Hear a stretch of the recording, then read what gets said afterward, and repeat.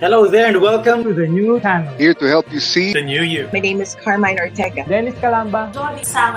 This is Nato Agbayani. My name is Juan Lu. I'm Chino. I'm Trisha. This is Apple Manansala. This is Attorney Carlo Ibanez. This is Attorney Sheila Santiago. This is Angie. This is Orgamid. My name is Daddy Salama. This is Jesse Francis Rebustillo. I'm Dania Cunha. Mon Mendoza. I am Muppet Erhino. I'm Leo Bryan. Mike.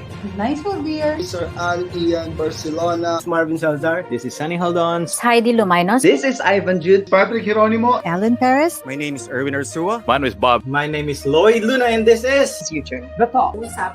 Family Business. The Puppet Stories. After Shift. PNC Town Hall. YOLO. Marketplace. The Home Buyer. HR Hotline. Danny Art Show. Hotline. Foreign Affairs. COVID Stories. Awesome Day Show. Thank you. Money and More. Cybernext. Women at Work. Win Within. Port Project. The Big Picture.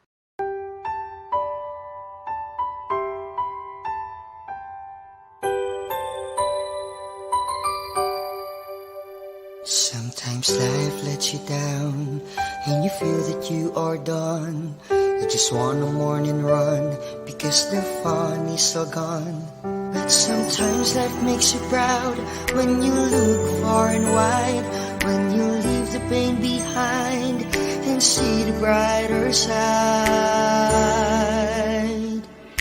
TNC gives you inspiration.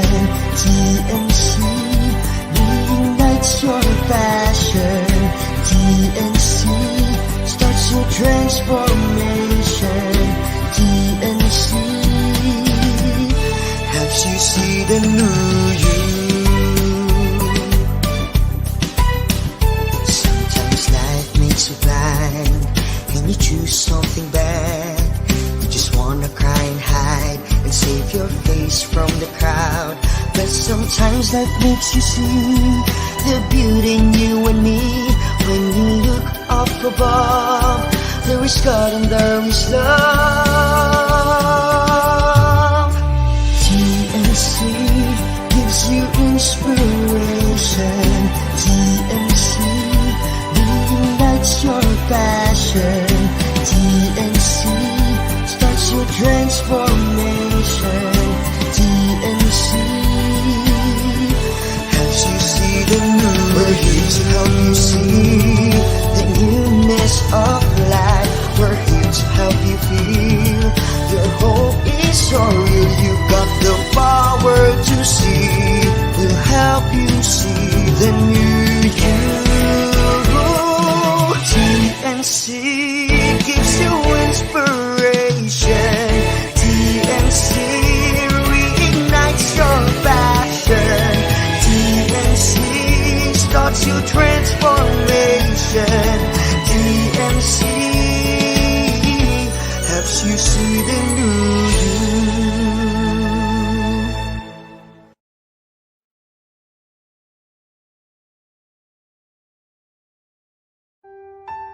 The new channel.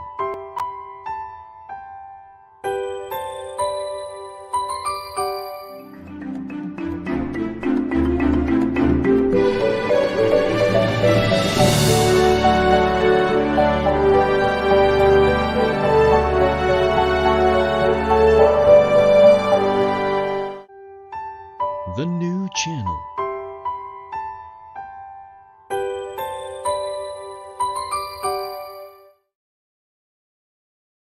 The views, opinions, and insights expressed in the following show are those of the hosts, producers, guests, and viewers.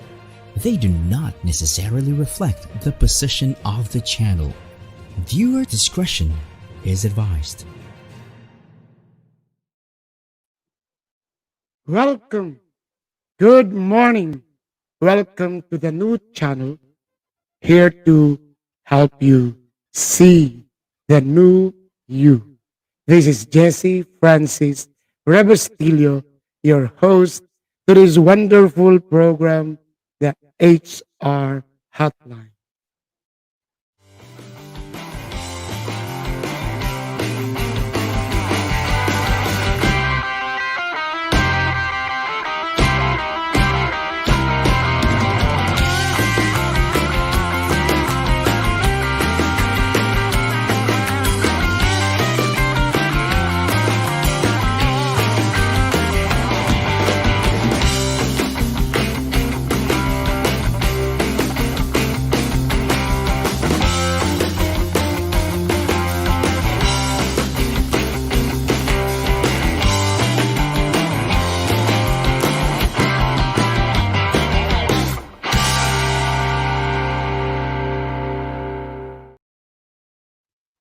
Welcome to the HR Hotline.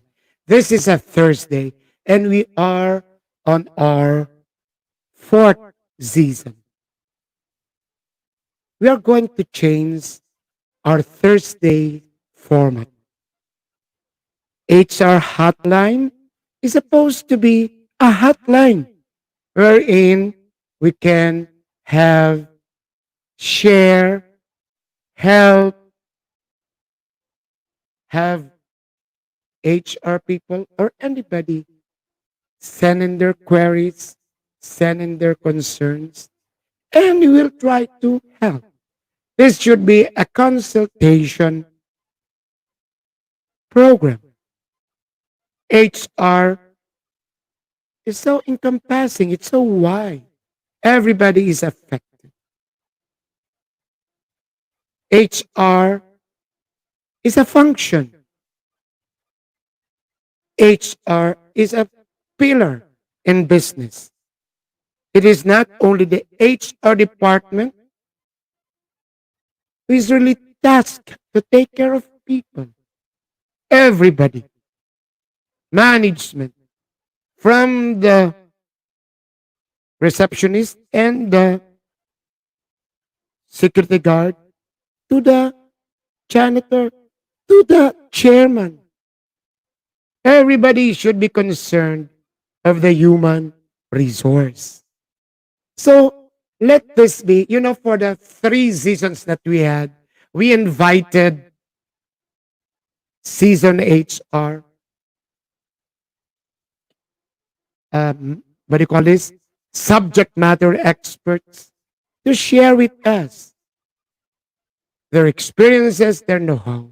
But time runs so fast that you don't have time to actually discuss your concerns. So Lloyd and I decided that on Thursdays, we have to dedicate and true to the calling of the program, true to the intention of the program, we must have a hotline. So I am so happy that we have already here people. We have Mama Ricor Militante, Princess Cindy Serrano. Can we actually those who are actually here, I can see people already. We are more than 10 at this early. Can you at least post good morning or just say hello so that we will know if you're around? Of course, Donald is in Saudi. So who else? Who else who are here? And then, of course, if we would like you to be, this will be interactive. Using the chat box, I will ask you to join us, discuss, share, and then give your thoughts. Okay, we'll just ask Saitu or Mabin to, what do you call it, highlight your post so that I can read it. Okay. The other one is, as a concept, as envisioned, this program should also be a venue for job fair. We even had a serious discussion of the spelling fair and F-A-R-E and fair, F-A-I-R.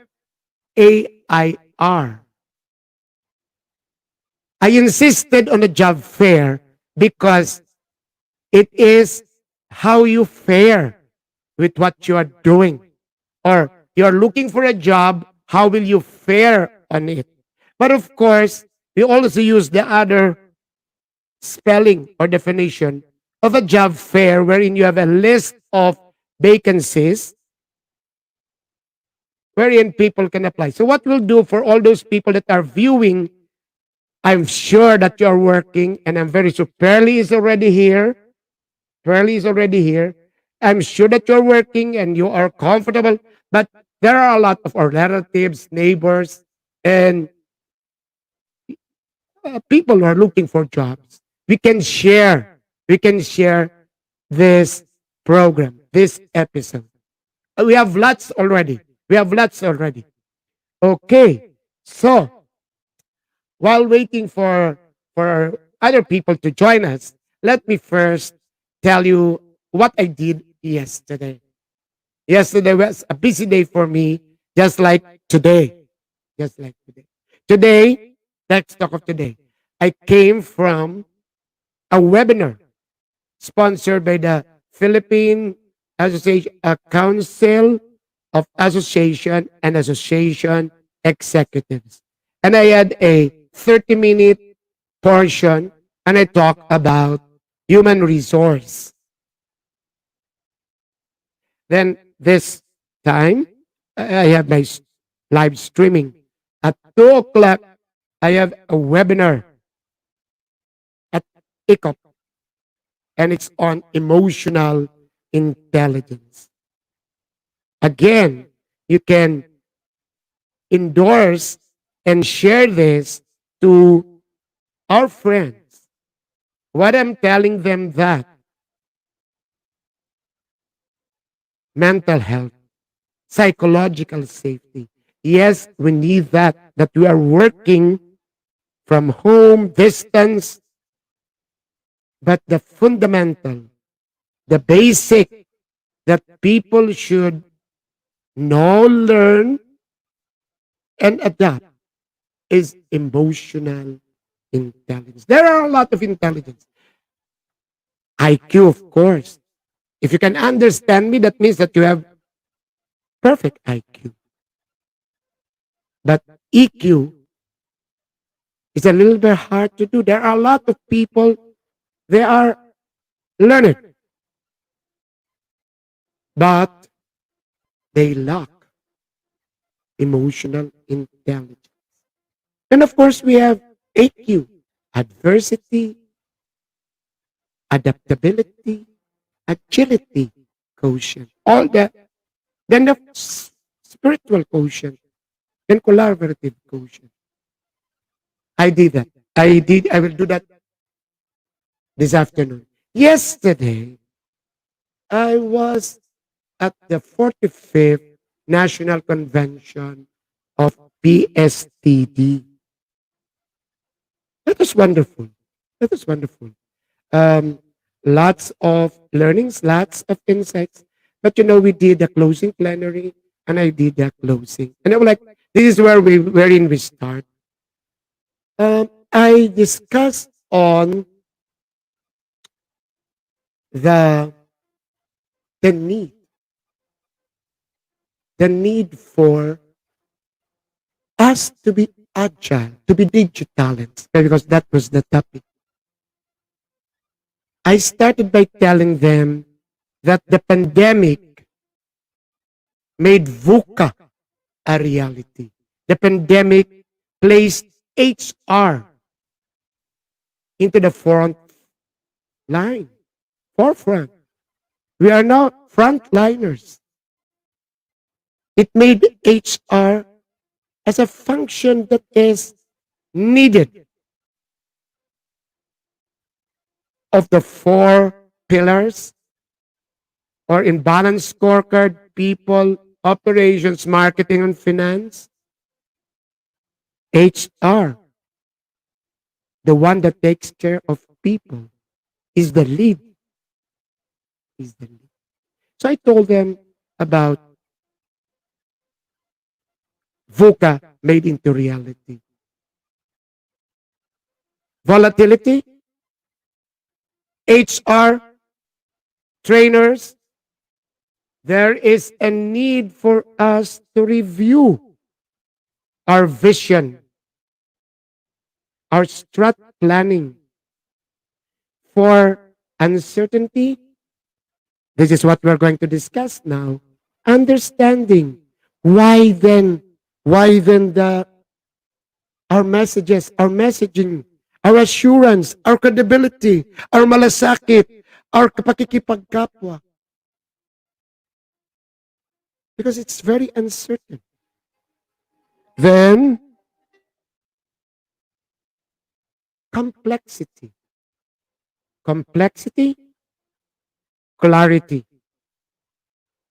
You have to make clear to people where we are going, because where we are going, we do not know. So at least at the moment, we have to make clear who we are and where we are going. And ambiguity quickly. Forget the past. Forget the know-how that we had pre-COVID. Embrace what is the need to be digital. Then I added, this is original, a D, driven.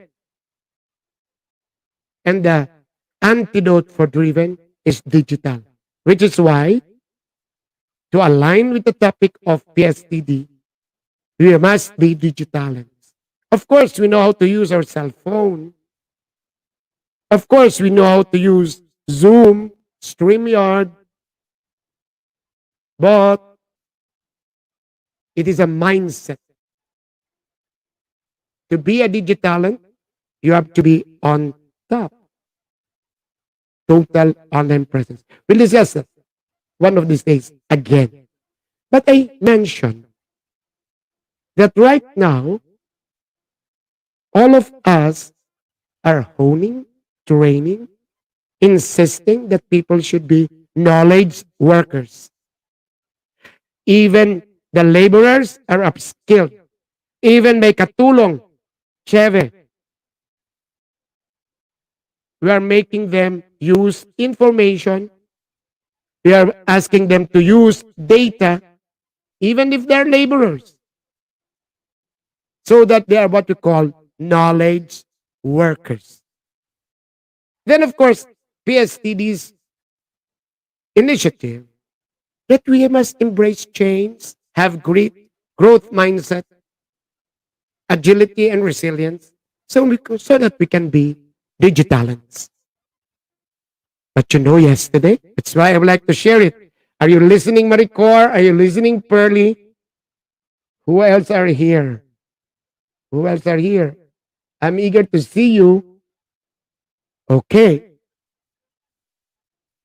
I told them, I researched and I coined a new word. And I would like it to be documented here in HR Hotline. My new word is novel producer. I was having my best friend Femery confirm if my thoughts are correct. And she asked me, what is your definition? Novel, because it is new. It is the post-pandemic, post-COVID worker. It is the worker for the new normal. So that means that we have been knowledge workers, we have been embracing digitization, but we are the new novel.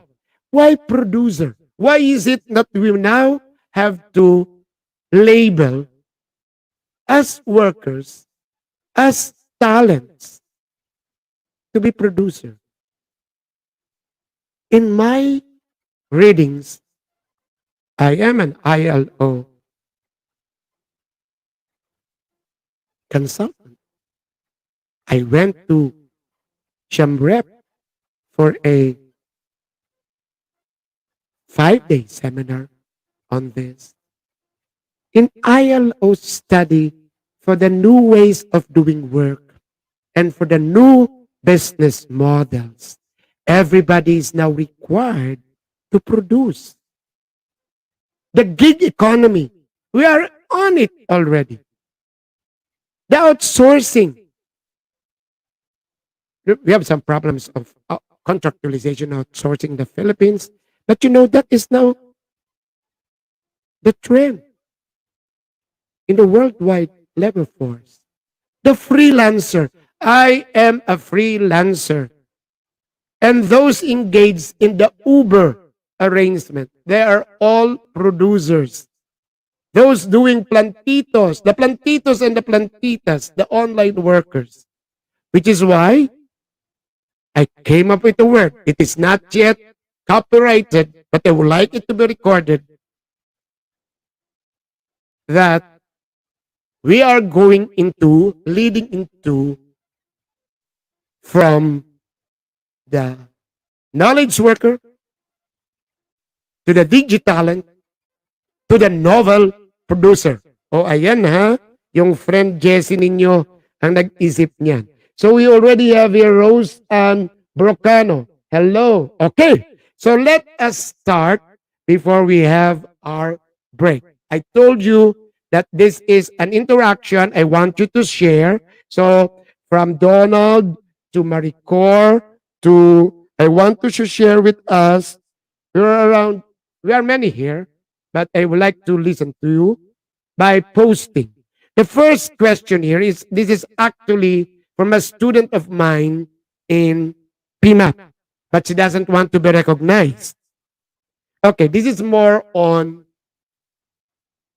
labor relations, but if you have some thoughts, try to share.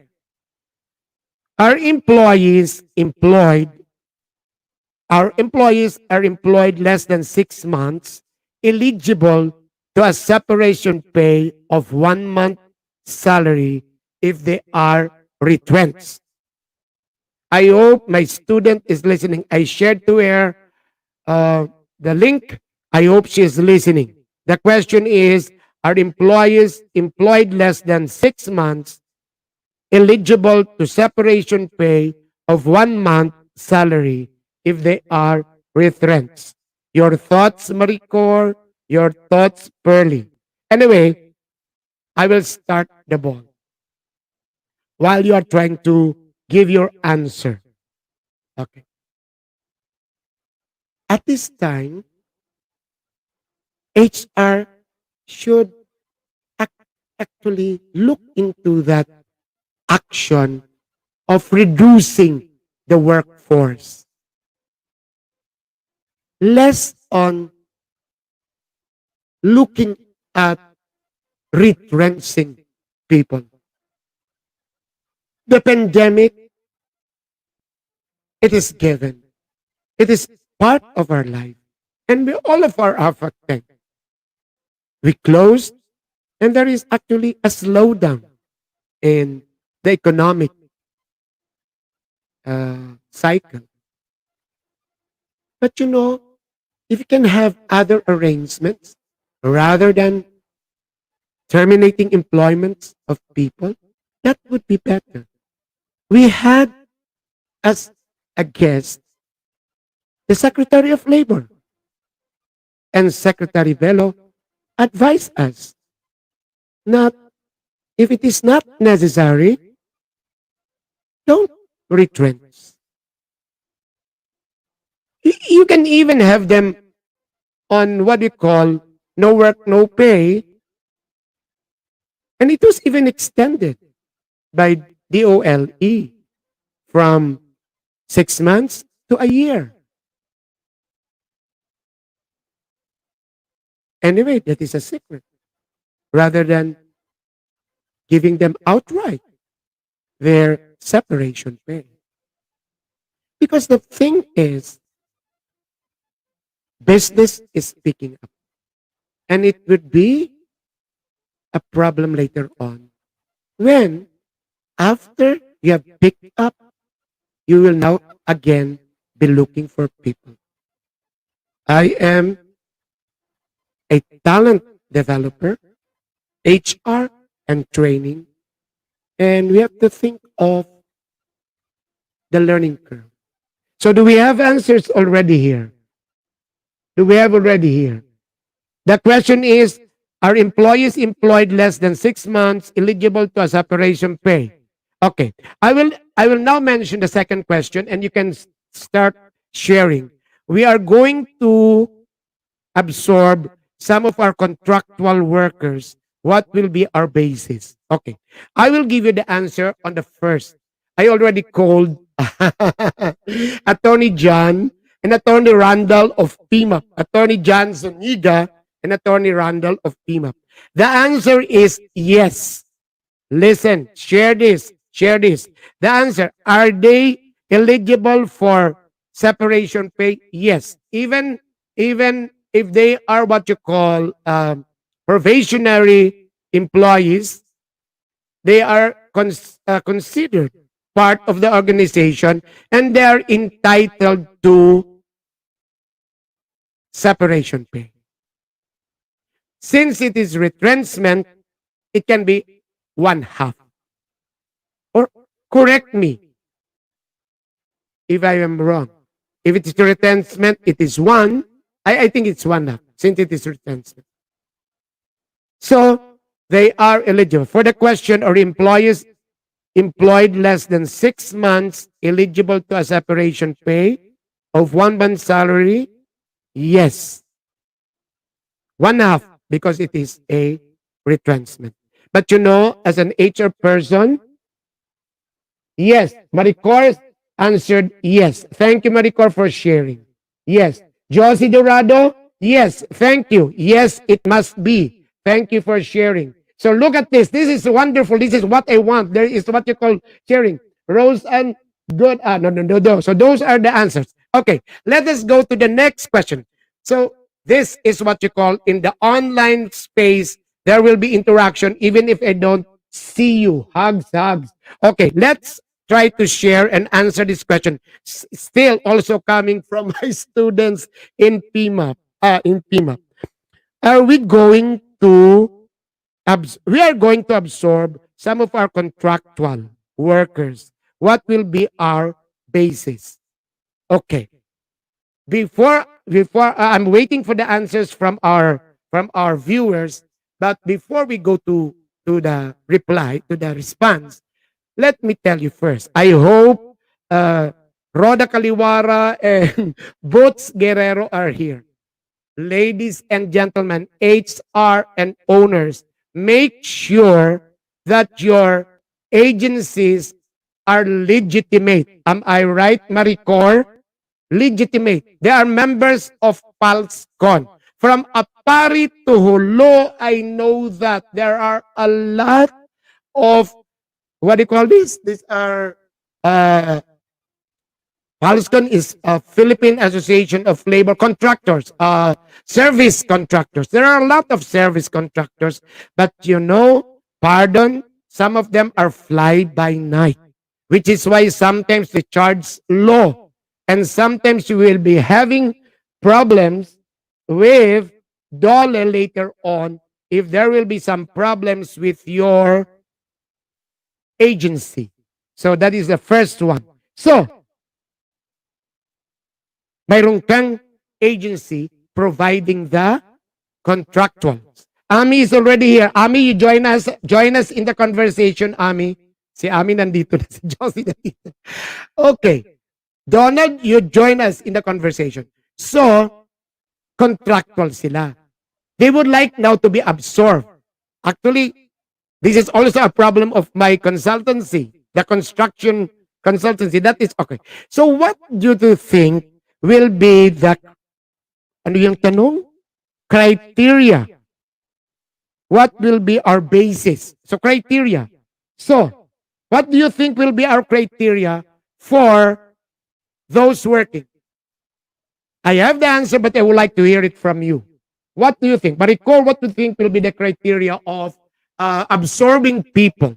What do you think is the criteria? Remember, if you are construction, if you are in agriculture, or even in commerce, yung mga tindera. Now, you would like them to be already. So there is an answer. It is based on meritorious performance. Thank you, Josie. Meritorious performance, being a contractual employee, and your budget. Of course. You, very good, Josie. Of course, your budget. Oh, of course, you are not going to absorb if you are not sure that you will have the budget for the people that you're taking in. Maybe, Josie, there is a vacancy that is in the plantilla, or maybe they really would like to expand, which is why they have a budget. But I love your answer. Can we have it highlighted? The answer is meritorious performance. I like the meritorious. So it's based on meritorious performance, being a contractual employee. Yes, be it in government. You know, in government, what do you call that? Job order? Teachers, in DPWH. So, What will be the basis if you are now going to be absorbed? Of course, it should not be corruption. Of course, it should not be whom you know and what you know. And I love what Josie. Yes, Maricore, based on work performance and KPIs. Yes. You know, there are a lot. This is, I don't know if it is a good or bad practice, wherein you first have a contractual and you try to see if he's actually good at it, then you absorb. Oh, di ba? Oh, yeah, I'm sure it is a practice. But right, Maricore, based on work performance. I know Maricore is a consultant also of a lot of what do you call this? Religious organizations, and they have that. Oh, si Ami, length of service. Yes, length of service. Yan nga, yung first in, first out, last in, last out. Yes, Ami, tama, tama. So the basis is, I think, performance, then length of service. Length of service. You know, this is a common problem for all of us. Sometimes those in the HR, they don't really feel it, mga manager, but the ones handling, yung mga HR supervisory or supervisors, yung mga specialists or staff are the one having the problems. Whom shall we select? Ami, thank you very much, Josie. Yes, thank you very much for that. Pearly question in our homeowners association. We have 2 janitors. Unfortunately, the second janitor receives a monthly salary that is below minimum wage. Oh, we'll go to that. Hold that, Pearly. So let us finish first. I love this. I am excited. So let's try to finish first the second question. The second question is, what will be the basis? And there is a consensus from our viewers that the basis is, I love what Josie answered, meritorious performance. And Maricore even added the achievement of the key performance indicators. And then Ami added the length of service. So there goes, ladies and gentlemen, there goes. Would you like me to mention, Bea? Sinabi ko na, Bea, yung tanong mo. Ang basis is the performance talaga. Hindi gwapo, hindi malaki ang katawan, hindi nakamag-anak, hindi. It has to be the performance because you are already absorbing the person in your organization. Thank you very much. Okay, I have the third question, but let us go to what Pearly posted. The other one is receiving already a salary. 2 utility workers. Then the other one, ay, alam mo, babang ko, boses ko, same problem here in our, same problem here. Actually sa amin, it's the security guards. So, the salary is below the minimum wage. Okay. I hope we have an attorney in the house, but let us again listen and get your thoughts. What shall we do? Because it is a common situation wherein we have people working, but they are receiving below the minimum wage. Mind you, ako nung nahulog yung ratilis, I got people to help me. I paid them the minimum wage for the day. Okay, so the question is, in our homeowners association, we have 2 janitors. Unfortunately, the second janitor receives a monthly salary that is below the minimum. It is just 9,000. Is this illegal? What is the answer? I know the answer. Yes, napapatawa si Maribel de Los Santos. Ano, Maribel, ano ang sagot mo dyan? Di ba, Maribel, you are my student? Yung nagtanong, kaklase mo yon. Maribel, sumagot ka. Okay. Maricore, wages must be compliant to the minimum wage. But of course, compliance is a virtue of HR people. Thank you, Maricore. But you know, Maricore, we have to be also, yun nga sabi ni Josie, depends on the budget. And of course, it is a, what do you call this? A practice. It is a practice. What we can do, right? Yun na nga, HR is really needed. This is as speaking aside. I had my nephew priest last time as a guest, and I asked him, "How many are you in the parish?" There were around 20, and I asked him, "Who takes care of HR?" Similarly, Pearly, ganun din. Kasi I'm very sure there is a board of director for the association. But who is in charge of the HR? Sabi ni Maribel de Los Santos, depends on the budget, practice or agreement po. Also the location. Ayaw nga pa naman, Pearly. Baka naman you are in a outside Metro Manila.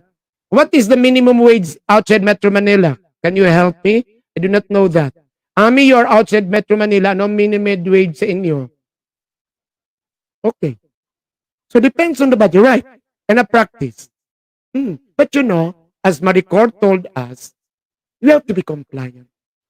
We have to be compliant. It's not even, let us discuss this more.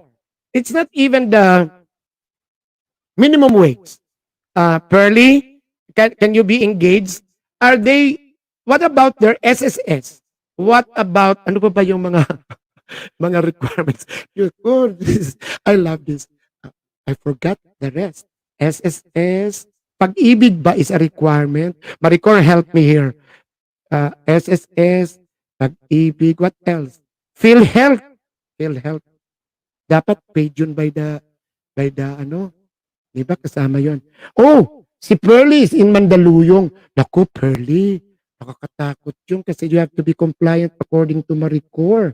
And of course, somebody in the associations must look into that. But if you're getting the security guard from an agency, it is now the agency's concern. Unless the security guards were employed directly. Am I right? Help me here. I am just blabbing my mouth. Who are the seasoned dito? Season. Di ba tama ba yung sinabi ko? Na yung agency ang responsible on the pay. SSS Field Health and Pag-ibig, ECC, Maribel. Thank you, Maribel. And these are what you call the statutory benefits, and that has to be waived. Pearly, we are listening from Maribel. Maribel is an HR of Cofral. Pearly, you try also to ask if SSS, PhilHealth, Pag-ibig, and ECC are also provided. Okay. So, let us continue with that. There are a lot. Di ba? Yung you get, yung on-call, di ba? You need a tubero. You need somebody to clean kasi nagbumagyo, you to clean your rafters. How much do you pay? Di ba? Diyos ko, dito nga magchismis tayo sa mga kapitbahay ko. Ay, may pagkain kasi eh. Nag-almusal na, nag-lunch na, nag-merienda pa, ay isinama. So, siguro tama si Maribel. Yes, I will read this. Maricor, yes, compliance is a must. In the light of fairness, just employment conditions. Yes, must be covered with all mandatory benefits, SSS, PhilHealth, and etc. Very good. Maricor is a Marian devotee.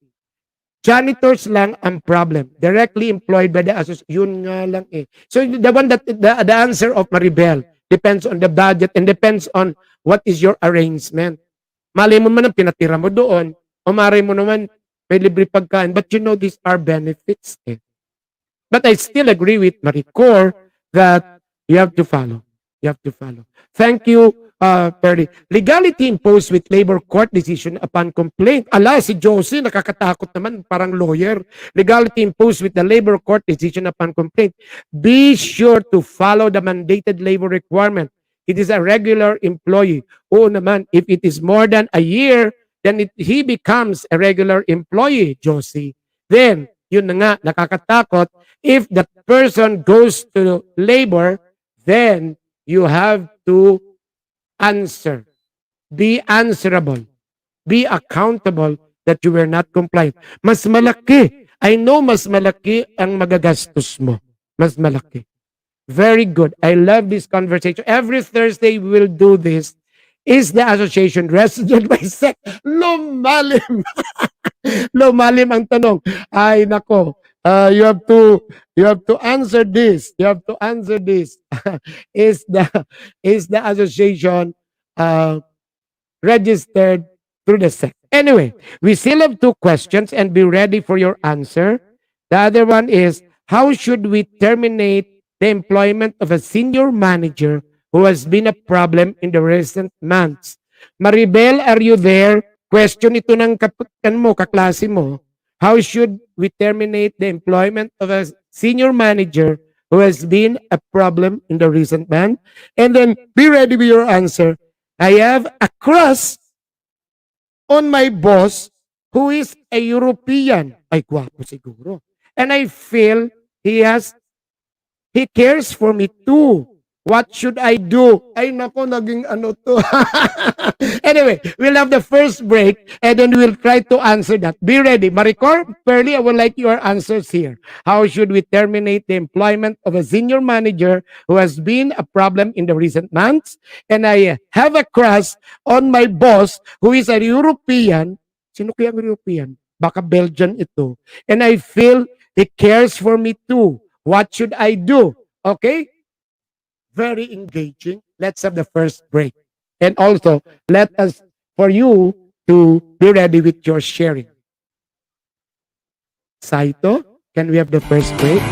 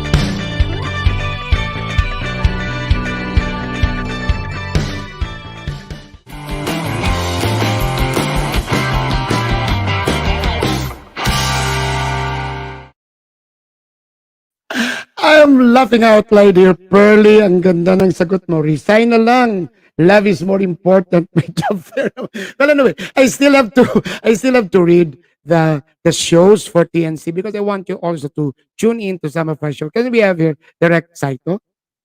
The poster. Yes, the big picture, HR Hotline, the family business, the fourth project, Usapang Beauty, COVID stories, market. Then we have U-turn, the home buyer, the puppet stories, YOLO. Then we have the talk, win within, Danny stories, well home, text, tech you, then awesome day, then one day. I'm just trying to show all of these shows that this can be your alternative. This can be your options. You can just subscribe and tune in. After Shift is a wonderful show. That one of One Lu is a wonderful show. Then that one of the one that we have nighttime market. Where is that?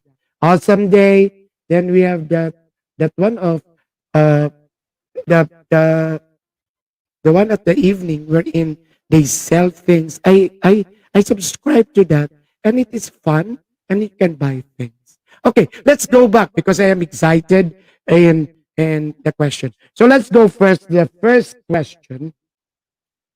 This is actually the third, and I got this from my students. I have group chats, and I ask them to send me their problems. And you may also start sharing some of your HR problems, and every Thursday we'll discuss this with fun.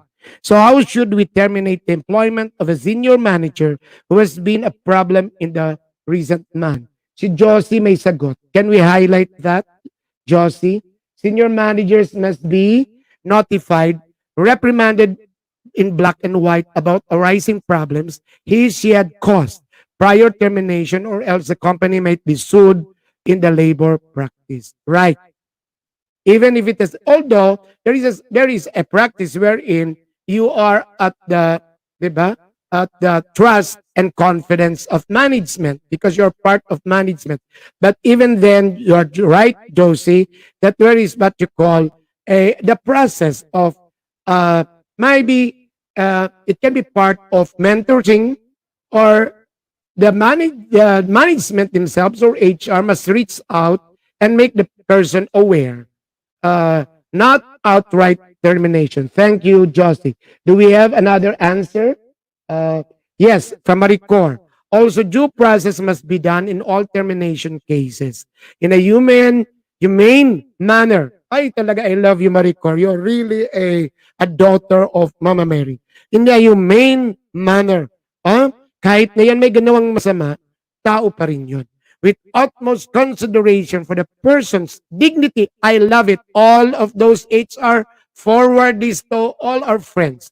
That one is a quotable quote from Maricor.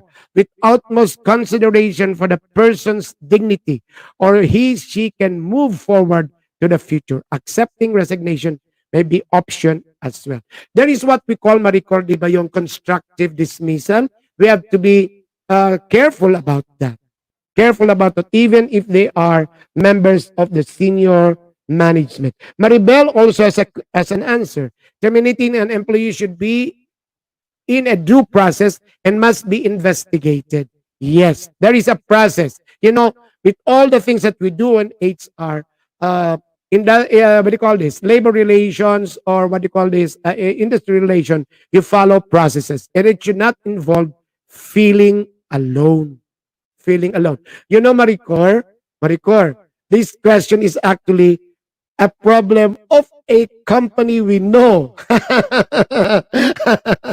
This is why. And this was actually sent to me by the person. So the answer is there should be due process. You know, there are micro, medium size organizations wherein sometimes we run the business at least as if it is a family business. No, we have to professionalize our organizations, and we have to follow the processes. Thank you, Maricor, Maribel, and of course, Josie. Now we go to the next one because I must have time for the job fair, wherein you have to forward it to people who are in need of jobs. I have a crush on my boss who is European, and I feel he cares for me too. What should I do? Do we have answers here? Si Pearly kanina, mag-resign na lang daw. Oo. O terminating na. Sabi ni Pearly, what is this? Akala ko, according to Maricor, may due process yung may mga cross angle. Can you go back to the answer of Josie? Personal mutual feelings. If the boss is not married, Nothing wrong. Ay, romantic ka talaga, Josie. If the boss is not married, nothing wrong. Hindi ko alam. We have to ask the person if the boss is not married. Worry about must be their script, not to mingle work with related issues. Wow, you are an HR person, Josie. What is personal should be done outside work because it's not also nice that you are cooing or doing goody-goody and then you are seen by the rest of the staff. But what about if one of them is already engaged or married? Yes. Can we get yes to add to mindful? It utmost care resignation must be voluntary from the erring employees. This is the answer of Maricor doon sa previous question. Yes, you know, Maricor, I agree with you. You know, you have to be sensitive. This is now for all. You have to be sensitive. You know, if you're actually causing a lot of problems and you are not happy anymore, be the first one to leave. Yan ang pakiusap. Kasi you are not anymore happy. Why is it that you're causing a lot of problem? Enhance your EQ. And besides, there are a lot of opportunities and possibilities. Not only, bakit kumakapit ka? Then it's a disservice on yourself that you are there in your work.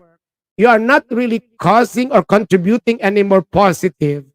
Tapos, parang why wait that you will be dismissed or your employment will be terminated? Be mindful. I love that, Maricor. Be mindful. And with utmost care, you resign. You leave. You leave. Kasi you are not anymore contributing. But of course, people always say, I am good. I have the right. I have been here for the longest time. So you have to pray for me. But you have to look at the other side. I love that, Maricor. Be mindful and mindful of yourself. It is already a stress. Then you will be sick about it. So try to ask your friend, how do you fare with your work? Are you still enjoying what you're doing? Try to be mindful. Are people happy with what you're doing? Now, if you can sense that you are already an irritant, you should be the first one to leave. I love that, Maricor. But let us go to the second one. I would like to hear the answers. What should they do? And this is a common. This is actually office romance, not only with the boss. And the question that I was asking, what if one is already married? What should be the advice of the people here? Can you post your advice? You have a crush. And of course, you also feel that he cares for you. According to Josie, if you are both single, no problem. But with caution, you do the romance outside of work, of the workplace. Ami, I would like your comment, Ami. Alam ko marami ka. I would like to mention sana si happy birthday to Kaloy, si Carlos Angelo, an office mate in Inquirer. Happy birthday. And you know, yesterday, the daughter of Soki, si Penny, Ami and Josie, she attended the PSTD. You know, that is why I made my speech so good. Not for anybody else, but for Penny.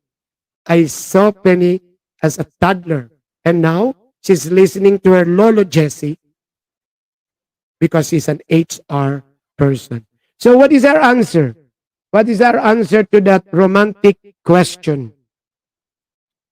The question is, I have a crush on my boss, who is a European. I still have 2 questions here, but we do this on Thursday. Okay? Okay. Nobody is trying to post. Maribel, I think it is impossible that this involved feelings. It can be discreet. It can be discreet since it involves feelings, emotions. Office remands shouldn't be allowed. One should resign. Nako, Jamie, you're here. Jamie, don't leave kasi I will post your job vacancies. Sabi ni Jamie, check on the code of conduct of the company before dating your boss. Oo nga naman. there might be a rule on office romance. Nako, si Madam, Madam Maricor, can we, yes, that is, Maricor, engaging in an adulterous relationship is a no-no in all aspects. I love that, Maricor. Bakit? There are a million people. Why is it that you are going to fall in love with somebody who is already engaged? Right, Maricor? I love you. You nailed it, spot it on. But I love also what Maribel, if it is an office romance, and Jamie, yes. I think it's impossible. The one of check the code of conduct. But what will be our role? Our role as an HR is really to be ascendant and be a parent. It is not that you are nosy, chismoso. Maybe to whoever you are close, you have to give an advice that they have to be aware of it. Much more if people are already talking about it. But I love what Maricor. Okay, ladies and gentlemen, we'll have this every Thursday. I still have 2-3 questions there, but it's on one is on recruitment. The 2 is more on bosses. We'll discuss it again. So I expect everybody here, and we share and we invite other people because it's nice. And we share this, and those HR can learn from our discussion, and they can read it because it is documented. So, Mr. Saito, direct, can we have the second break? And then after that, we'll have the job fair.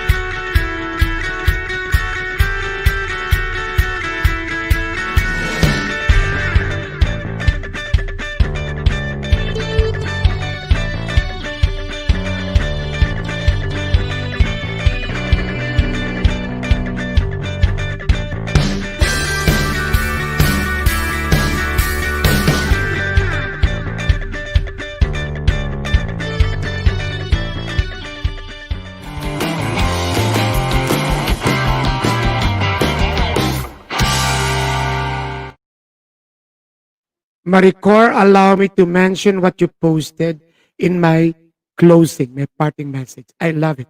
Okay, let's have the job fair. We have a list here, and Jame is here. Okay, let's have some time. Can I do a 5 minutes overtime for this? I'm so bad with the time. The job fair, we are hiring. The first one, let's have time and listen to this puzzle box. So I will have time to read it. They need an HR officer. Again, we are discussing that person should be responsible enough, has the EQ and the maturity that he has to be competent as an HR officer. Then we have social community moderators. Puzzle box is what do you call this? A BPO.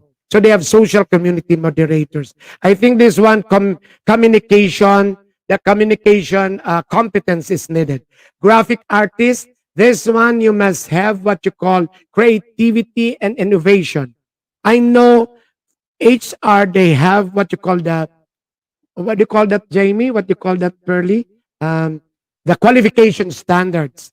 But what we're going to discuss here, what you must have the competencies that you must have, so that when you apply, you have an edge.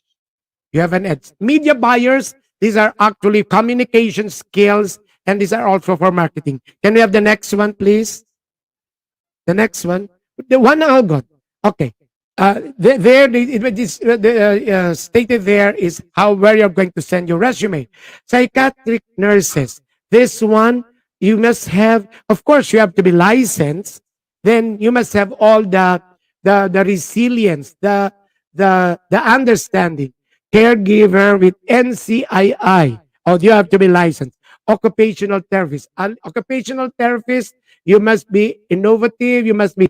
One Algon is a rehabilitation center. Cook. But there is housekeeping, driver. With this kind of jobs, one is there should be what we call that competency. It's more of the attitude. If you look at it, all of naman, pero yung cook, driver, security guard, you think it is an easy job? No. Competence is attitude, skills, and knowledge. You have the knowledge. Somebody onboarded you. You have the skill as a driver. But for the cook, the housekeeper, the driver, and the security guard, when we endorse this try to tell these people that they need what we call the attitude. Can we have the next one? Morning Sun alumni and glass contractor. This is coming actually from Dell. Male welder. Ganun din. Male welder, this is skill ngayon. But I told you that even a male welder, a manual worker now should be a knowledge worker. A male welder must be able to read the plan. Naku, bak hindi lang welding ng welding. And then the configuration kung anong gagawin. Then the scaffolder. Scaffolder, this is a skill. This is skill. And then of course, they must undergo training on safety. Then we have electronics graduate. Electronics graduate, maybe this will be for yung mga technician. Can we have the next one, please? Philippine Red Cross. Oh, Jamie, yung sa iyo to. Oh, Jamie, can you tell us what is a CEA? Jamie, are you still around? Can you spell? Spell to us what is CEA officer. Okay? Then we have project managers. I think this is sa Red Cross kasi they have a lot of projects and then you need that. Yes. Project officer, PMR officer, Philippine Red Cross officer, project assistant, and admin assistant. So, for those who are looking for jobs,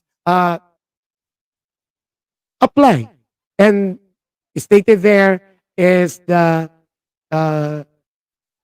email address. Can we have the next one? Yes, this is Harbor staff. This is coming from IFEL. They need a branch head in Cebu. I will forward a copy of this episode to my friends in Cebu. So they need a qualification, a bachelor college degree, marketing, at least 3-4 years work. Okay. With the qualification standards, we have to be very careful. Wala na po yung yung pleasing personality. Wala na po yun. Next, and we have the next one. Can we have the next one after that? Do we still have no more? So I have a what do you call this? A webinar with PMAP. It's assessing remote and virtual L&D programs on November 23 and 27. That is next week. Okay. Then I am also endorsing, yes, ASEA. You can see while there was a break, I drank this because I have a bum stomach. I drank it and I feel better. Thank you, Julia Robilios and Maricor Militante. Their numbers are there, and they're actually the ones who introduced me to Althea. I am very much keen on supplements. Natural, and then this one, because I would like to live longer. Do we still have something to? Yes, this is from my nephew. There is already a donor's fatigue, but Tobacco by Church has been unroofed, and if you have extra money of your another association, let's try to help them rebuild the church. Okay. Side 2, do we still have other? Okay. So we expect that you send us your vacancies so that we can have it. What is nice with live streaming is that these are shared, and we can share this to people who are in need of jobs. There is a continuing conversation with Apple and Maricor, and it's about, can we have it? Can we highlight it from the top side before I do my, the one that was,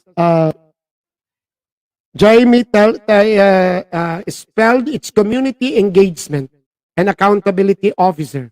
So for those who are interested to join Red Cross, it is community engagement and accountability. Okay. Yes, Maricor was telling us attitude and competence are basic requisites for leadership. HR is a vocation. Yes. Okay. I'm sorry, Direct Saito. Again, we are over time. But I love this interaction. Friends of mine in HR, join us next Thursday and let us be interactive.